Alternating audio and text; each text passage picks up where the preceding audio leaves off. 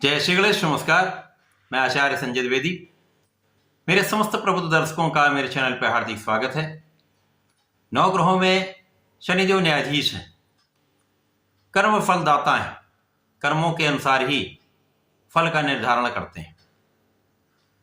शनिदेव 9 ग्रहों में एकमात्र ऐसे ग्रह हैं जिनका 5 राशियों पर प्रत्यक्ष प्रभाव होता है, अन्य राशियों पर अप्रत्यक्ष रूप से प्रभाव डालते हैं।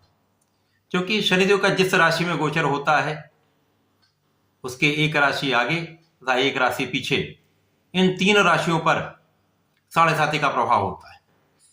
इसी प्रकार से शनिदेव का प्रभाव 2 अन्य राशियों पर होता है जहां पर ढैया का प्रभाव पड़ता है। शनिदेव से जो 6वें भाव में जो राशि पड़ती है वो ढैया के प्रभाव में होती है। इसी प्रकार से शनिदेव से जो 10वें भाव में राशि होती है वहां पर ढैया का प्रभाव होता है। अब यहां पर वर्तमान समय में शनिदेव की स्थिति देखें तो शनिदेव का गोचर अपनी ही मूल त्रिकोण कुंभ राशि में चल रहा है, जहां पर ये षष्ठ नामक महाराज योग में है। अत्यंत प्रबल स्थिति है।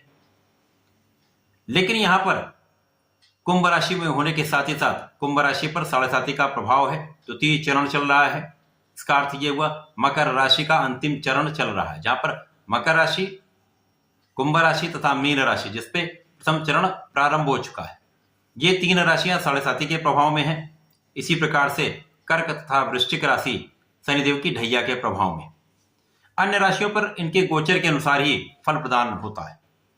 तो निश्चित रूप से शनिदेव का गोचर काल सदा ही अत्यंत महत्वपूर्ण है, विशिष्ट होता है।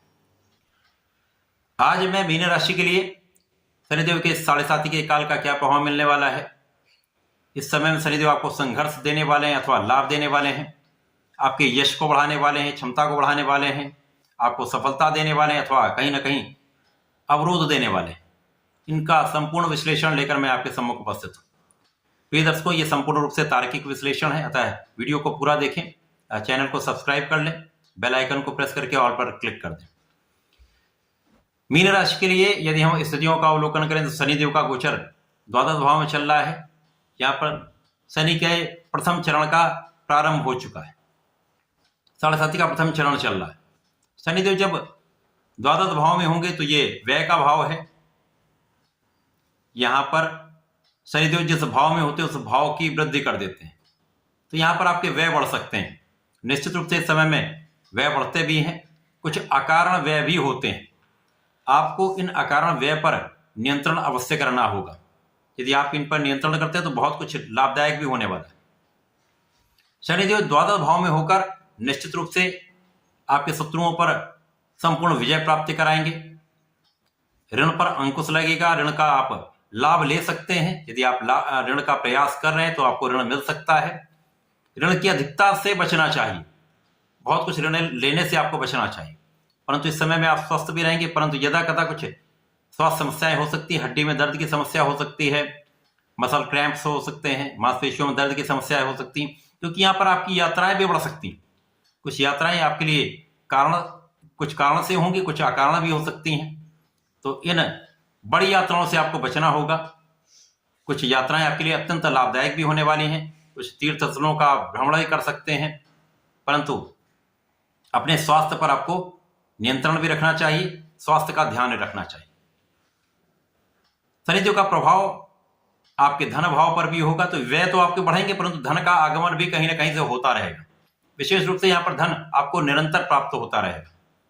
लोगों का सहयोग मिलेगा, आपके परिवार के सदस्यों का संपूर्ण सहयोग आपके साथ रहने वाला है। साथ ही साथ यहाँ पर आपको अपनी वाणी संयमित रखनी होगी। वाणी पर नियंत्रण रखेंगे तो यह समय आपको संपूर्ण लाभ दिलाने वाला हो। परिवार का संपूर्ण सहयोग आपको प्राप्त होगा। शनिदेव का प्रभाव निश्चित रूप से आपको आगे बढ़ाने वाला है। पारिवारिक सदस्यों में वृद्धि का योग है, पारिवारिक संपत्ति से लाभ दिलाने वाला है। इसी प्रकार से शनिदेव का प्रभाव कुछ संघर्ष तो अवश्य कराने वाला होगा।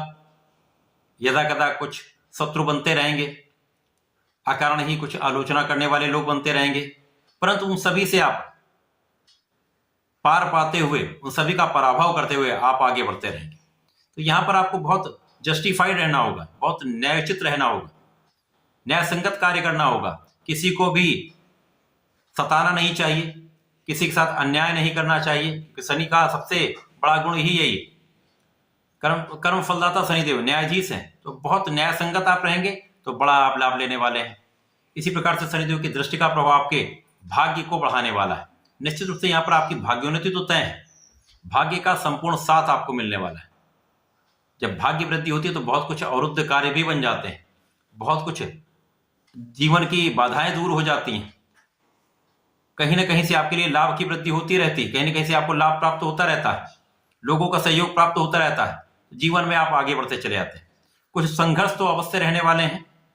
द्वादश भाव है, त्रिक भाव है, जहां पर शनि का प्रभाव भी निर्बल है, क्योंकि यहाँ पर ये लाभ के स्वामी होकर द्वादश भाव में है, तो लाभ के लिए आपको संघर्ष तो करना पड़ेगा। निश्चित रूप से यहाँ पर आप लाभ बढ़ाने के लिए संघर्ष जितना करेंगे उतना ही लाभ आपको प्राप्त हो जाएगा, उतना ही धन आपको मिलता जाएगा, लेकिन व्यय भी आपका होता जाएगा। तो यहाँ पर संचय की समस्या हो सकती है, धन संचय उतना आप नहीं कर पाएंगे। तो यहाँ पर आपको प्रयास निरंतर करना चाहिए, इस बात से नहीं डरना है कि इसका परिणाम क्या होगा। आप अपने कार्य क्षेत्र में निरंतर लगे रहें, पूर्ण प्रयास करते रहें, सफलता तो निश्चित मिलेगी, क्योंकि यहाँ पर भाग्य संपूर्ण रूप से आपके साथ में है। अब यहाँ पर आपके लग्नेश की स्थिति भी अत्यंत प्रबल है, जिसके कारण कहीं कोई बहुत बड़ी समस्या नहीं आने वाली। यहाँ पर लग्नेश का भी प्रभाव आपके भाग्य पर है, तो महाभाग्य का योग तो 100% बन रहा है। इस ढैया काल में, प्रथम ढैया के काल में आपके लिए कुछ स्वास्थ्य समस्या रह सकती हैं, थकान हो सकती है, कुछ अपव्यय हो सकते हैं, परंतु आपके लिए बहुत कुछ लाभ का योग भी बन रहा है, आपको आगे बढ़ाने का भी संयोग बन रहा है, भाग्य का संपूर्ण साथ मिलने वाला है। तो इस समय का आपको लाभ लेना चाहिए। मीन राशि के जातकों को इस 7.5 के समय में, पूरे 7.5 के काल में प्रत्येक शनिवार को भगवान शनिदेव के मंदिर में चौमुखी दीपक का प्रज्वलन करना चाहिए, अथवा प्रत्येक शनिवार को 11 माला का ओम सम शनिश्चराय नमः का जप अवश्य करना चाहिए। यदि आपको समय मिल जाता है तो भगवान भोलेनाथ पर प्रातः काल में शनिवार को जलार्चन करें तथा काले तिल का अर्पण करें, तो आपकी बहुत सारी समस्याएं, स्वास्थ्य समस्या दूर हो जाएंगी। तथा करके इसका लाभ लें। धन्यवाद, नमस्कार।